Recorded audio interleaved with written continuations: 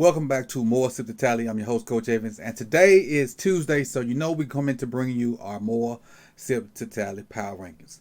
A lot of stuff happened this weekend, so kind of let's get into our power rankings and talk about who's where and what, and let's kind of give you our top 12. Again, 12 through 9, we'll kind of just talk about who's there and why they're there, and then we'll get into our graphics with 8 through 1. Now, let me pull up my sheet so I can give you the correct information on what I have. All right, at number 12, Cincinnati Bengals. They bounced back. They're on a 2-game winning streak. They moved up 6 spots in my rankings. So at number 12, I have the Cincinnati Bengals. They're 3-3, and again, they moved up 6 spots. At number 11, probably the biggest upset of the weekend, I have the Cleveland Browns. They have not a winning streak. They won their last game. They're 3-2. They moved up 3 spots to number 11.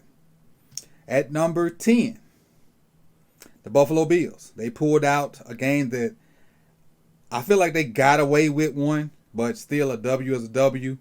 They moved up 3 spots in the rankings to number 10. They're 4-2. Number 9. My beloved Baltimore Ravens. They won over in London. They got back in the win column. They moved up 3 spots from number 12 to number 9. So they made it back into the top 10. Now let's get into our graphics that I have. I have graphics for teams 8 through 1. So let's kind of get into those right now. So I'll get myself off the screen and then get these guys back on the screen. Let me get them up here. So team number 8 actually didn't play this week. They didn't play this week. Team number 8, the Pittsburgh Steelers. Coming off a bye. Let's get my notes back up here. All right. Coming off a bye, they moved up 3 spots, with people losing and different things and whatnot. So they actually just stood pat and just kind of waited. And I have them sitting at number 8. And this week will say a lot, based off of what they do this week. Their defense is really carrying them. The last game they played, which was versus the Ravens, which is one reason they're in 8, because I couldn't really put the Ravens ahead of them after their last performance, which was just beating the Ravens. And I had them lower. And, as filling this out, I saw like, hold on, the Steelers, I can't, in a clear conscience, put the Steelers below the Ravens. And their last outing was beating the Ravens. So I had to go back and do some shuffling and put them back up to here, because the last time we saw the Steelers, they were beating the Ravens. And so they're right here. It could change depending on how they look this week, but I had to go back and in my heart do what was right and put them above the Ravens. So they're sitting right here at number 8. Next up, number 7, the Dallas Cowboys. Dallas Cowboys eked out one last night versus I almost said San Diego, the Los Angeles Chargers. The Cowboys defense is solid. Their offense looked a lot better. They got CeeDee Lamb involved. They got Brandon Cooks involved. They got Michael Gallup involved. Tony Pollard has always been involved from the jump. Dak rushed the ball more. I saw a meme that says it had a comedian looking at his hands and it was said Dak realized that he can't throw interceptions if he don't throw the ball. That's why he ran it, which was funny to me. But I got the Dallas Cowboys sitting at number 7. Their defense is still top tier. And, if they can limit turnovers and find ways to get their playmakers the ball, they're going to be up in this top 10, pretty much most of the year. Probably pushing that top 5. Next up on the list, team number 6, Jacksonville Jaguars. The Jacksonville Jaguars, they've won 3 in a row. They've moved up 2 spots from number 8 to number 6. They're 4-2. Their offense is pretty potent. Now, I don't know if Trevor Lawrence is going to play this week. They play in 2 days, and he has a knee or ankle sprain. Correct me in the comment section. I'm not sure which one it is. It's knee or ankle sprain. So they may go down if they lose. But their offense, they got weapons at the receiver position, the tight end position, and the running back position. And Trevor Lawrence dissects the ball. And defensively, they're getting better and better. Fuye, I can't say his name, but he's just a tackling machine. And They're a good young team in that division in the NFC South, and they tough to deal with, man. They are tough to deal with. Tough to deal with. And I got them at number 6 right now. In at number 5, Philadelphia Eagles. Philadelphia Eagles were poised to take that number 1 spot. But the play of Jalen Hurts, and Jalen Hurts has not been playing well all season long, bit him in the butt. It bit them in the butt, and they ended up losing. They're still 5-1. They dropped 3 spots from number 2 to number 5. And, they're a solid overall team, offensively and defensively. But when Hurts finds whatever Hurts had last year, they're going to be tough to deal with. But Hurts has not played exceptional like he played last year yet. And I say yet. But I think he's going to find it. I think he's going to find it because the people around him are playing darn good football. And he ain't playing bad football. He just ain't playing like he was playing last year. And I don't know if defensive have, quote unquote, figured him out. But, when he gets to the point where he can play ball like he was playing last year and hit those shots like he was doing, they're going to go back to being that team that was darn near unstoppable. But I'm not worried about the Philadelphia Eagles because they're a good football team and they're not totally dependent on one guy. Jalen Hurts doesn't have to be Superman for them to win football games. And that's a testament to their general manager and the way he's built that team. And as I record this, I see that they just signed Julio. I don't know how much Julio is going to help them, but they're constantly adding to make sure that they have pieces in place just in case something go down, which is what they did on the defensive end last year. Team number 4, San Francisco 49ers. They were our number 1 team last week. They were. Debo went down. Trent went down. CMC went down. And, y'all know I was not a Brock Purdy fan. Last week I started to give him some props saying that he was starting to move away from game manager zone. And I patted him on the butt and he crapped in my hand. But, again, just like I was talking about with the Eagles, 49ers have a darn good team. They have a great team. Emphasis on team. So just because some of those guys went down, they got people in position to help Purdy out so they can still be good. I mean, I don't know what's going on with Elijah Mitchell. Like, Elijah Mitchell was a good player last year. He hasn't played much this year. I don't know if it's because CMC's been healthy or what, but CMC's down now. Probably not going to play this week. I don't know what's the status of Debo. I don't know what's the status of Trent. But if all 3 of those guys are out, we now get to see what Brock Purdy can do.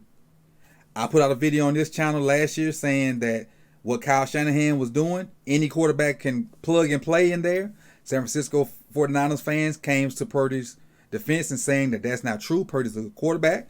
Some people double down on that, saying Purdy is an exceptional quarterback, that he's not a game manager. Well, if those guys are down, we're about to see.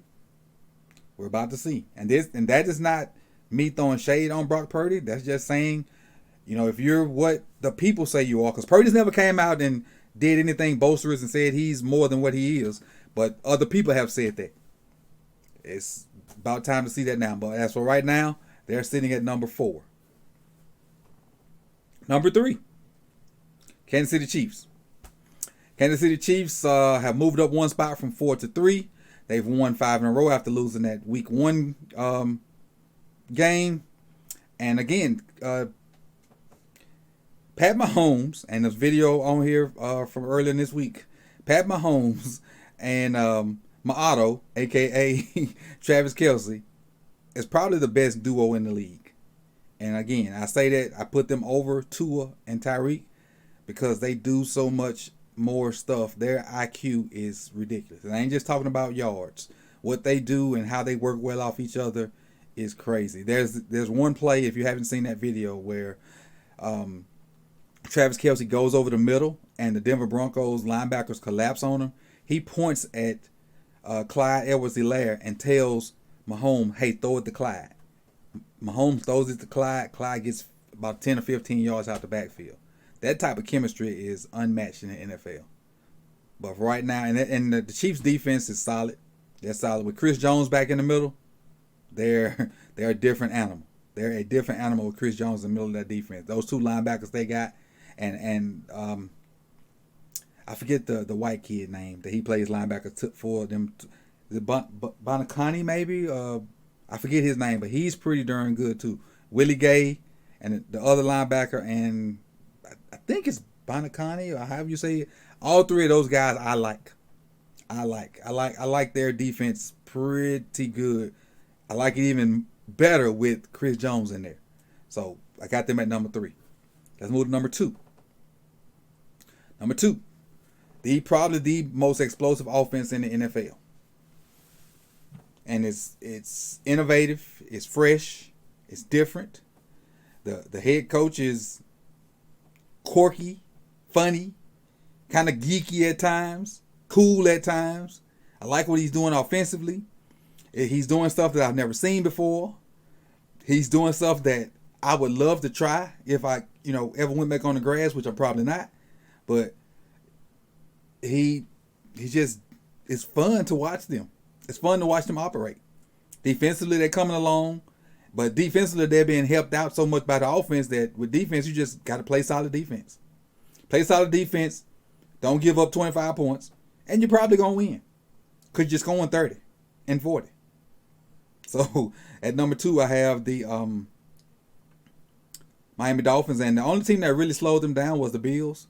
And Tre'Davious White was one of the main reasons why the Bills slowed them down. And he haven't played since that game. And everybody don't have a Tre'Davious White. And everybody can't do what the Bills do as far as getting after the pass rusher. I mean, after the passer with 4 guys. So, I don't know how many teams are going to be able to slow them down like that. And let's get into our number 1 team. Probably the hottest team since fish grease.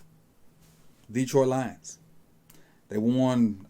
They had a great second half of the season last year. They beat the Chiefs to open the season. I can't remember who they lost to, but they've won 4 in a row. They're 5-1. They've moved up 4 spots in this power rankings here. They went from number 5 last week to number 1 now.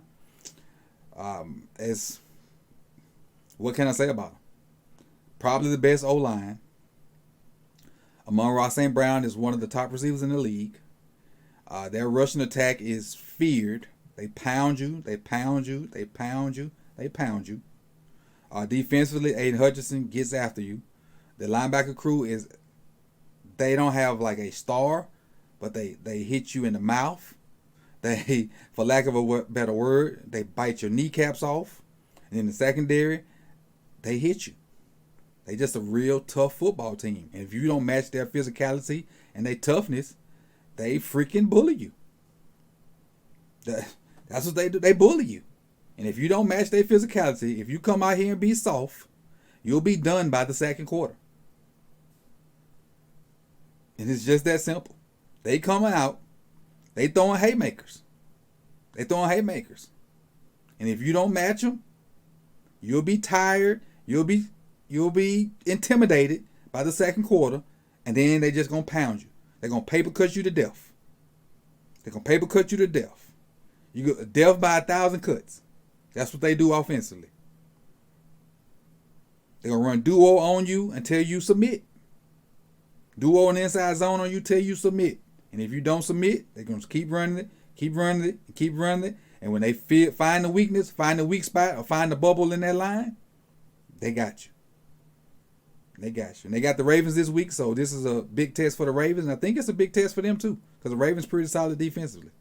But this is the more Sip2Tally power rankings for week 6. A quick recap of the top 10 teams. Bills at 10, Ravens at 9, Steelers at 8, Cowboys at 7, Jaguars at 6, Eagles at 5, 49ers at 4, Chiefs at 3, Dolphins at 2, and Lions at 1. Let me see if I can give you a real quick recap of the entire list. See if I can slide this over here and give you the list. Here's the whole list. I don't know if you can see that. Make this a little bigger for you. Here's the whole list. Week 6. I ain't really showed this much on camera, but you're entitled to it. This is the whole list. So you can see 32 through 1. Panthers 32, Lions number 1. And I appreciate you guys for coming through. You could have been anywhere in the world, but you chose to be here with me. I'll see y'all soon. Peace.